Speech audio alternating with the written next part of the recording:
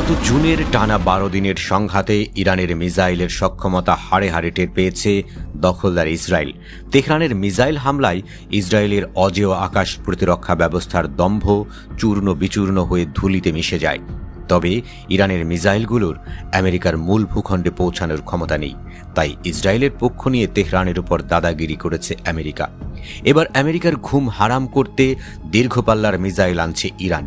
এই মিসাইলের সাহায্যে আমেরিকার 50টি অঙ্গরাজ্যের যে কোনো স্থানে আঘাত হানতে পারবে তেহরান।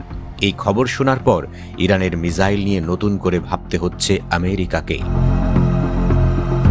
ইরান সফলভাবে তাদের প্রথম আন্তঃমহাদেশীয় ব্যালিস্টিক ক্ষেপণাস্ত্র খুররাম শাহ 5 এর পরীক্ষা চালিয়েছে বলে খবর পাওয়া গেছে। ইরান দাবি করছে ক্ষেপণাস্ত্র খুররাম শাহ 5 এর পাল্লা যুক্তরাষ্ট্রের যে কোনো জায়গায় আঘাত হানার জন্য যথেষ্ট। তেহরানের ক্রমবর্ধমান ক্ষেপণাস্ত্র সক্ষমতা নিয়ে ওয়াশিংটনের উদ্বেগ বাড়িয়েছে। গত আগস্টে ইরানের গণমাধ্যমে প্রকাশিত এক প্রতিবেদনে বলা হয়েছিল যে তেহরান 12,000 কিলোমিটারের বেশি পাল্লার খুররাম শাহ 5 ক্ষেপণাস্ত্র তৈরি করছে। ক্ষেপণাস্ত্রটি শব্দের গতির 16 গুণ বেশি গতিতে ছুটতে পারে। এটি 2000 কেজি পর্যন্ত ওজনের প্রচলিত ওয়ারহেড বহন করতে সক্ষম।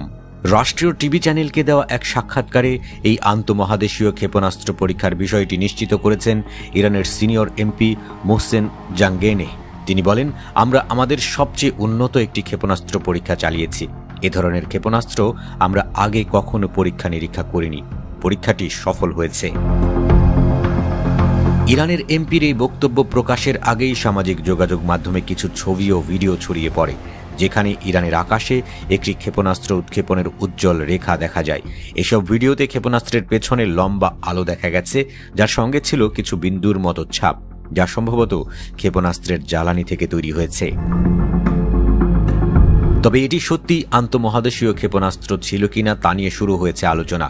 সামরিক বিশেষজ্ঞরা বলছেন, এই ছবি ও ভিডিওগুলো ইরানের এমপির দাবি করা ক্ষেপণাস্ত্র উৎক্ষেপণারই। তবে ভিডিওগুলোতে ইঞ্জিনের ধোঁয়া উপরের বায়ুমণ্ডলে পৌঁছানোর কোনো সুস্পষ্ট চিহ্ন দেখা যায়নি, কারণ উজ্জ্বল আলোর কারণে সেটি অস্পষ্ট ছিল। এতে করে ইরানের ক্ষেপণাস্ত্রটি মহাকাশ বা উপরের বায়ুমণ্ডলে পৌঁছেছে কিনা তা নিয়ে সন্দেহ তৈরি হয়েছে।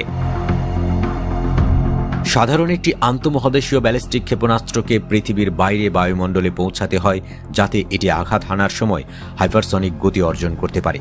কিন্তু ইরানের ক্ষেপণাস্ত্র উৎক্ষেপণে মহাকাশে পৌঁছানোর কোনো লক্ষণ দেখা যায়নি। তবে ইরানের বিশেষজ্ঞরা বলছেন, এটি একটি প্রাথমিক পরীক্ষা। ক্ষেপণাস্ত্রটি ঠিক মতো কাজ করছে কিনা সেটি দেখতেই কাছাকাছি দূরত্বের লক্ষ্যবস্তুকে টার্গেট করানো হয়েছে।